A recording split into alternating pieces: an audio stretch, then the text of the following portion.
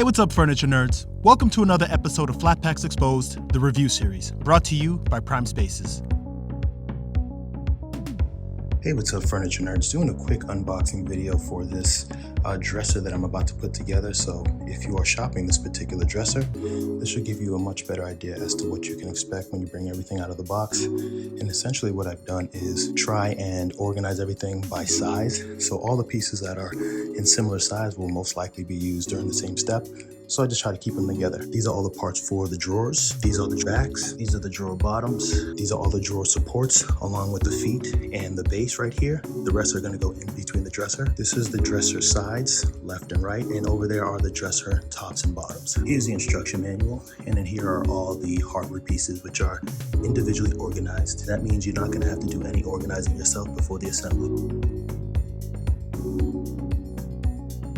Hey, what's up, furniture nerds? In this video, I'm going to share with you a few tips to help you successfully assemble this dresser so that you can enjoy it immediately after the assembly is complete. Tip number one is to complete as much of the assembly as you can on an elevated work table, like I'm doing here. If you build the entire dresser on the ground, then it will require you to be hunched over in the kneeling position for an extended period of time. And by the time you're done, your knees and your back may not be too happy with you, so any opportunity that you have to take the stress off your body parts, you should definitely take it. Tip number two is for you to assemble the drawers first before you build the main dresser cabinet. Reason being is, if you happen to be assembling this dresser in a room that isn't very spacious, then you may not actually have room to build the drawers if you build the cabinet first because it's a larger piece of furniture. The drawers take up way less space, so it makes more sense to build them first and just put them off to the side once they are complete. And finally, tip number three is to be aware that there are two different types of cam locks with two different purposes. The smaller cam lock is to be used on the drawer sides and will sit perfectly flush with the edge. Now the larger cam lock is to be used to build out the main cabinet. However, it will fit in the hole on the drawer sides, but it will not be perfectly flush with the edge. So be sure not to confuse the two different sets of cam locks. Now if you follow these tips, then your dresser will look like this.